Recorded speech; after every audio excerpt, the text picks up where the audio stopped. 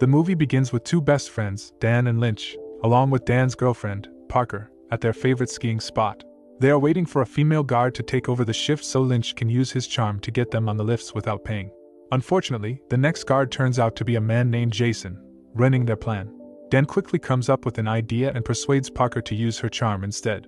Before she leaves, he hands her $100 in case the guard insists on payment. Parker approaches Jason and pretends she forgot her credit card, claiming that her girlfriends want to ride. Meanwhile, Lynch complains to Dan about missing football games and fun times with the boys, but Dan reminds him that he has a girlfriend now. Displeased with Parker, Lynch argues that skiing used to be their thing and that she will ruin it. Moments later, Parker calls them, announcing that she has convinced Jason. As they ride the lift to their skiing destination, Parker and Dan engage in romantic conversation, making Lynch feel like a third wheel. Later, Parker lights a cigarette, prompting Lynch to sarcastically remark that he can smell cancer. Parker ignores him, but suddenly, the lift halts in midair. Lynch panics and starts yelling, while Parker, afraid of heights, grows anxious. Noticing her fear, Lynch teases her, but Dan intervenes. Soon after, the lift resumes, and they safely reach their location. Dan persuades Parker to wear a helmet, while Lynch notices a girl named Shannon struggling with her snowboard. He rushes over to help, but as he assists her, Shannon's boyfriend aggressively lunges at him and shoves him away. Shannon quickly calms her boyfriend and sends him off. Later, she apologizes to Lynch on his behalf before walking away. After that, Dan, Lynch, and Parker start enjoying themselves, but Parker keeps falling and repeatedly needs Dan's help, which frustrates Lynch. Later that evening, Lynch complains to Dan about Parker ruining their fun, unaware that she overhears him. Feeling guilty, Lynch is surprised when Parker offers to let them have their last run while she stays at the lodge. Touched by her gesture, Lynch changes his mind and insists she join them again. As they head toward the lifts, Lynch spots Shannon and approaches her. She apologizes, revealing that the man who attacked him earlier was actually her ex-boyfriend. Shannon expresses hope of seeing Lynch again, and he encourages her before getting her number. Meanwhile, Parker and Dan argue with Jason, insisting he let them go for one last run since they already paid him $100. Initially hesitant, Jason eventually agrees but warns them about the worsening weather. Shortly after they leave, Jason's colleague, Rifkin, arrives and informs him that their boss has scheduled him for the next week. Jason, who is supposed to be the best man at his brother's bachelor party, rushes off to discuss it. As he leaves, he tells Rifkin about Parker and her friends, asking him to wait until they return. Rifkin waits for a while but, needing to use the restroom, asks another colleague to cover for him. The man, however, brushes him off and hurries away. Soon after, Rifkin spots 3 skiers returning and assumes no one else is left behind. Without double-checking, he shuts down the lift and leaves. As the lift grinds to a halt, Dan, Lynch, and Parker grow anxious but try to stay hopeful, believing it will start up again soon. After waiting for some time, Dan scans the area for any nearby stairs, considering the possibility of jumping if things take a turn for the worse. To distract themselves, Dan asks about their worst fears regarding death, starting with his own, being devoured by a shark while surfing. Parker then recalls watching TV during the 9/11 attacks and mentions how people either burned to death or jumped off buildings. Lynch scoffs, arguing that most victims likely died from smoke inhalation and that those who jumped probably lost consciousness before hitting the ground. When it's his turn to share, Lynch references a horror movie, prompting Dan and Parker to burst into laughter. After a while, the ski resort lights go out, sending Parker into a panic as she fears they might be stuck on the lift for an entire week. Lynch reassures her, but the conversation takes an awkward turn when Parker admits she needs to pee badly. She is mortified, while Lynch finds the situation concerning, remarking that they definitely can't hold it for a week. As they struggle with the freezing cold, a brutal storm rolls in, forcing them to endure the extreme weather. Once it subsides, Lynch tries to lighten the mood by asking random questions, but his attempts fail. Eventually, he asks about their favorite birthday gifts, and Parker fondly recalls receiving her dog, Shayna. Dan, realizing they can't wait indefinitely, suggests that one of them must jump to seek help. Parker panics, admitting she's too scared, and Dan comforts her. Suddenly, he notices frostbite forming on her face and decides to take the risk himself, reasoning that even if he gets injured, he can still call for help. Lynch desperately tries to stop him, but Dan jumps anyway. The moment he makes contact with the ground, a sickening crack echoes through the air. His legs shatter upon impact. He lets out a scream of agony. Lynch quickly removes his scarf and tosses it down, instructing Dan to use it as a tourniquet to slow the bleeding. When asked, Dan confirms he can move. Parker, horrified, pleads for him to hang on, but Dan urges her to stay in the lift, while instructing Lynch to climb down instead. Lynch scans the area and considers using the lift cable to reach the chair behind them, hoping for a better view of the safety ladder. Dan immediately warns him that the cables are razor sharp and reminds him that he can't even do a pull-up. As they talk, a low, menacing roar interrupts them. Falling silent, they listen closely and hear wolves howling nearby. Lynch tries to reassure Dan, saying that wolves in this region aren't small, but they typically don't attack humans. Determined, Lynch grabs the cable but slips. He pulls back to wipe the ice off the lift when Dan suddenly spots a wolf standing right in front of him. Fear grips him, but before the wolf can make a move, Parker quickly removes her snowboard and waves it, managing to scare the predator away.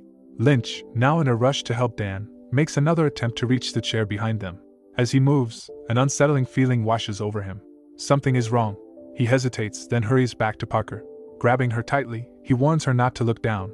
But it's too late. The wolves have surrounded Dan. Helpless, Dan pleads with Lynch not to let Parker see what's happening. But as they hear the gruesome sounds below, Parker realizes the horrifying truth. The wolves tear into Dan mercilessly.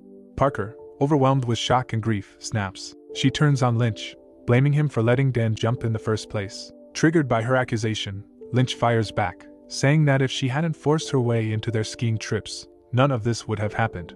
He bitterly adds that if she hadn't inserted herself into every part of Dan's life, he might still be alive.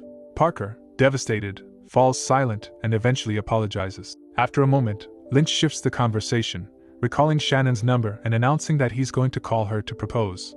When Parker asks why, he casually mentions that Shannon is an orthodontist who makes good money, so she'll be paying for the house. He even adds that they'll get a dog, and he'll name it Steve. Parker finds the name odd, but Lynch doesn't care. Suddenly, she remembers her dog, Shayna, and panics, fearing that Shayna will think she abandoned her. Lynch reassures her, saying the neighbors will likely rescue the dog, and that they're not going to die here. Parker, overwhelmed with emotion, wishes she could see her parents again. Eventually, both of them drift off to sleep. The next morning, Parker wakes up to a sharp pain. Her hand is frozen to the safety pole. She struggles to free herself, tearing the skin in the process. Meanwhile, Lynch wakes up and immediately notices that Parker's frostbite has worsened. She instinctively tries to scratch at it, but he stops her. She then points out the red marks spreading across his own face. Determined to escape, Lynch prepares to climb across the cable, but Parker stops him, pleading with him to wait a little longer in case someone spots them. Reluctantly, Lynch agrees and dozes off again. Seizing the opportunity, Parker finally relieves herself. After some time, Lynch wakes up, and Parker suddenly asks why he doesn't have a girlfriend. Lynch opens up about his freshman year love, Annie, who had feelings for another guy named Dean. He explains how she made him feel foolish, leading him to walk away from her. Regret seeps into his voice as he admits he may have left too soon. Parker encourages him to reach out, but Lynch refuses, revealing that Annie is now dating Dean. Parker, reminded of Dan, blames herself for not stopping him from jumping. Lynch gently reassures her, reminding her that Dan didn't sacrifice himself for them to give up now. With renewed determination, Lynch grips the cable and begins climbing toward the lift behind them. Pain shoots through his arms, but he pushes forward. Below, he catches sight of the wolves lurking, waiting for him to fall. At last, he reaches the chair and looks down at his bleeding, badly wounded hands. Gritting his teeth, he calls out to Parker, instructing her to throw his ski pole as far as possible. He needs it for protection once he climbs down. Parker throws the ski pole, but it lands too far from where Lynch needs it. He glances at the wolves lurking below. Summoning his courage, he pushes forward, inching his way towards safety. Lynch finally reaches the ladder and hurriedly climbs down. Just as he's about to grab the ski pole, a wolf lunges at him. He fights back with everything he has, managing to fend it off. Gasping for breath, he looks up at Parker and pleads with her to stay put, promising to return with help. Lynch takes off, trying to outrun the wolves, but they relentlessly pursue him. Parker watches in horror as he disappears into the distance, unsure if he made it or if the pack got to him. Time passes, and as day turns to night, she is left alone in the freezing cold, clinging to whatever hope remains. The next morning, Parker wakes up in the same spot. Despair settles in, and she makes a desperate decision. She's going to jump.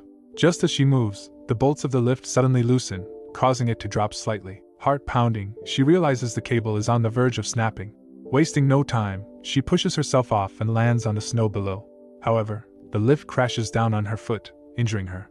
Wincing in pain, she frees herself and stumbles forward.